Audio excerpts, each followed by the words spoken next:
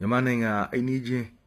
နိုင်ငံတွေနဲ့အဝေးနိုင်ငံတွေနဲ့ပြည်ထောင်မင်္ဂလာပါမြန်မာ Top 10 Channel ကနေကြိုဆိုပါရစေမြန်မာ Top 10 Channel အနေဖြင့်နေ့စဉ်သတင်းထိုးသတင်းကောင်းများပြည်တွင်ပြည်ပသတင်းများကိုတင်ဆက်ပေးတဲ့ Channel ဖြစ်ပါတယ်ကျေးဇူးပြု၍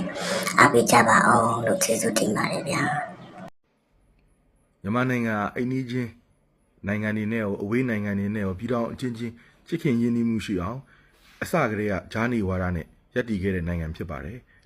ဒီလိုပဲအရင်ကတည်းကလည်းဘာသာမတူအယူမခြားမူမပွားပဲနဲ့လူသားအချင်းချင်းရင်းနှီးစွာနဲ့ဆက်ဆံခဲ့တဲ့နိုင်ငံလည်းဖြစ်ပါတယ်ဒါကိုထင်ဟပ်တဲ့အနေနဲ့ပြည်ထောင်စုသမ္မတမြန်မာနိုင်ငံတော်ရဲ့ဖွဲ့စည်းပုံအခြေခံဥပဒေပုံမှန်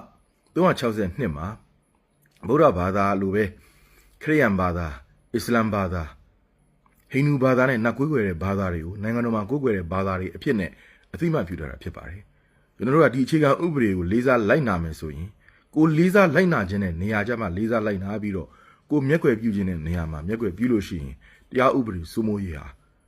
ဘယ်တော့မှရှိလာမှာမဟုတ်ပါဘူးတရားဥပဒေစိုးမိုးရေးဆိုတဲ့နေရာမှာလည်းပဲဥပဒေအားလုံးရဲ့ခေါင်းချုပ်ဖြစ်တဲ့အခြေခံဥပဒေရဲ့ပြဋ္ဌာန်းချက်အသိအမှတ်ပြုချက်ကိုအားပေးမှုမပြုဘဲနဲ့အလေးနဲ့မပြုဘဲနဲ့အသိအမှတ်ပြုမှုမပြုလို့ရှိရင်ခေါင်းမိုးကအစပြီးတော့ရေမလုံတဲ့တရားဥပဒေစိုးမိုးရေးမျိုးဖြစ်လာပါလိမ့်မယ်ဒါကိုကျွန်တော်တို့အားလုံးကသတိချကြဖို့လိုပါတယ်ကျွန်တော်တို့အားလုံးကဗုဒ္ဓဘာသာတွေဖြစ်တဲ့အတွက်ဗုဒ္ဓဘာသာကိုကြီးညိုလေးစားကြပါတယ်သာသနာကိုထွန်းကားစေခြင်းကြပါတယ်ဒီလိုမျိုးပဲဗုဒ္ဓဘာသာသာသနာဝင်ဗုဒ္ဓဘာသာဝင်အ ਨੇ စုဖြစ်တဲ့နိုင်ငံတွေမှာဆိုလို့ရှိရင်ကိုဖျားเจ้าကံသာသနိကအစအုံတွေတိဆောက်ခဲ့တာမျိုးဂုဏ်ယူစွာနဲ့ပြုလုပ်ခဲ့ပါတယ်အခုလက်ရှိနိုင်ငံတော်အကြီးအကဲကိုယ်တိုင်ဒီဘင်လျင်ကမ္ဘာမှာတချင်ကွန်မြူနစ်ဝါဒထွန်းကားခဲ့တဲ့နိုင်ငံဖြစ်တယ် Orthodox ခရစ်ယာန်ဘာသာထွန်းကားတဲ့နိုင်ငံဖြစ်ခဲ့တဲ့ရုရှားနိုင်ငံမှာသီရိဂူဆရာတော်ဖျားကြီးကိုအမှုထားပြီးတော့ဖျားတစုတည်ခဲ့တယ်ဒီဖျားပေါ်မှာထီးကိုတွားရောက်ပြီးတော့တင်လူခဲ့တာမျိုးရှိပါတယ်ဒီလိုမျိုးပဲအစ္စလာမ်နိုင်ငံတွေမှာဆိုလို့ရှိရင်လည်းပဲသီရိလင်္ကာနိုင်ငံရဲ့ကမ္မခရပြုမှုနဲ့ UAE နိုင်ငံဒူဘိုင်းမြို့မှာအဲ့ဒီနိုင်ငံကမင်းသားကိုယ်တိုင်ကမဟာဗောဓိပင်ကိုစိုက်ပျိုးပြီးတော့ဗုဒ္ဓဝိဟာရမျိုးတွေပြုလုပ်ခဲ့တာရှိပါတယ်ဒီလိုမျိုးပဲဘာသာမတူတဲ့ခရစ်ယာန်နိုင်ငံတွေအစ္စလာမ်နိုင်ငံတွေမှာလူနည်းစုဖြစ်တဲ့ဗုဒ္ဓဘာသာဝင်တွေအတွက်ဗုဒ္ဓဘာသာသာသနိကအစအုံတွေကိုဆောက်လုပ်ခြင်းဟာဘာသာမတူတဲ့လူတွေအယူကွဲပြားတဲ့လူတွေအချင်းချင်းချစ်ခင်ရင်းနှီးမှုကိုတည်ဆောက်ရကြပါတယ်ကျွန်တော်တို့ကဗုဒ္ဓဘာသာသာသနာကိုတည်တံ့ခြင်းနဲ့ပြန်ပွားခြင်းနဲ့ဆိုလို့ရှိရင်သာသနာဆိုတဲ့အဓိပ္ပာယ်ကိုယ်တိုင်ကမြတ်စွာဘုရားရဲ့အဆုံးအမလိုပဲဖြစ်ပါတယ်အဲ့တော့မြတ်စွာဘုရားရဲ့အဆုံးအမနဲ့ဘလောက်ကိုက်ညီသလဲမြတ်စွာဘုရားရဲ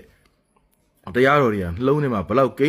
န်းဝတ်နေသလဲဆိုတာပေါ့မူတည်ပြီးသာသနာဟာကြီးထွားသလားစီပင်ဝါပြောသလားဆိုတော့ကျွန်တော်ဆုံးဖြတ်မှာဖြစ်ပါတယ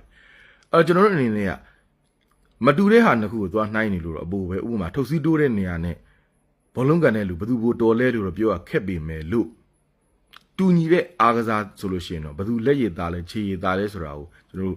တိုင်းတာလို့ရပါတယ်အဲ့တော့ဒီနေရာမှာကျွန်တော်ဗုဒ္ဓဘာသာဝင်လူငယ်တဦးနဲ့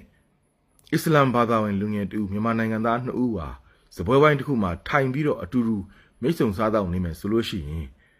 ဒီနေရာမှာမတူတဲ့ဟာတွေသူ့ဘာသာရဲ့အဆုံးအမနဲ့ကိုယ့်ဘာသာရဲ့အဆုံးအမမတူတာတွေကိုဖယ်ထားလိုက်တူတဲ့အချက်ကဗုဒ္ဓဘာသာမှာရောအစ္စလာမ်ဘာသာမှာအဓိကအရက်သေးစာတောက်စားမှုကိုတားမြစ်ထားပါတယ်အဲ့တော့ဒီနေရာမှာကျွန်တော်တို့ဟာသာသနာထွန်းကားသလားမထွန်းကားသလားဆိုတာဒီအဝေးကြီးကိုမကြည့်နဲ့မြို့ကြီးတစ်မြို့လုံးကိုမကြည့်နဲ့အတိုင်းဝိုင်းကြီးတစ်ခုလုံးမကြည့်နဲ့ဇပွဲဝိုင်းကြီးတစ်ခုပဲကြည့်မယ်ဆိုလို့ရှိရင်ဒီဝိုင်းမှာ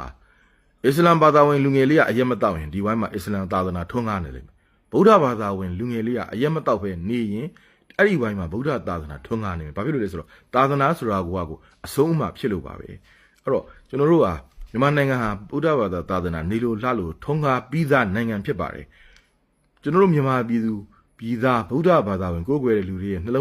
လုံးသဲဖို့ထဲမှာမြတ်စွာဘုရားရဲ့အဆုံးအမတွေကိန်းဝတ်လေးဗုဒ္ဓသာသနာတော်ဟာပို့ပြီးတည်တံ့ခိုင်မြဲလေးပြန်ပွားလေးဖြစ်ပါတယ်နောက်တစ်ခုကကျွန်တော်တို့ဗုဒ္ဓဘာသာဝင်မဟုတ်သောသူများဘာသာကြားဆိုတာက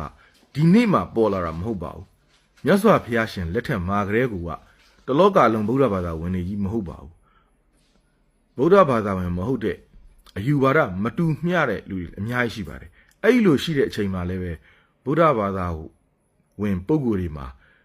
ပရိသတ်၄ပါးစလုံးဘ ဘိက္ခုနီဥပဒကဥပတိကားဆိုတဲ့မြတ်စွာဘုရားရဲ့တပည့်တွေကိုအခြားဘာသာတွေကိုတွားရောက်တိုက်ခိုက်ရမယ်တခြားဘာသာဝင်တွေကိုတွားရောက်ပြီးတော့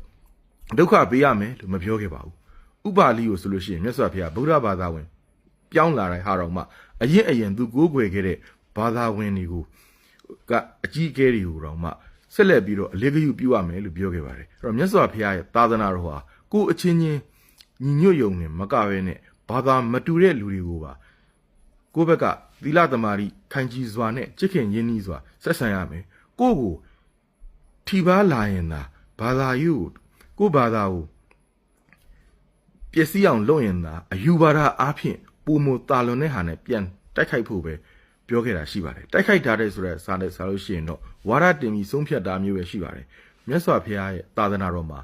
သူတစ်ပါးကိုအနာတရားဖြစ်အောင်တိုက်ခိုက်ခြင်းဆဲဆိုခြင်း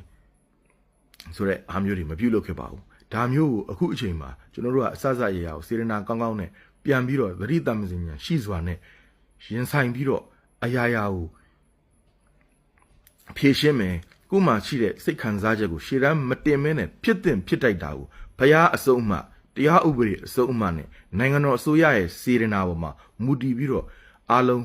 ချစ်ခင်ရင်းနှီးစွာနဲ့နိုင်ငံသူနိုင်ငံသားအားလုံးဘာသာမခြားဘဲနဲ့ချစ်ခင်နေဖို့အချိန်တန်ပြီဆိုတဲ့အကြောင်းကိုကျွန်တော်အားလုံးပေါ်မှာစေရနာထားပြီးတော့တင်ပြလိုက်ပါတယ်အားလုံးလေးစားစွာနဲ့ကျေးဇူးတင်ပါတယ်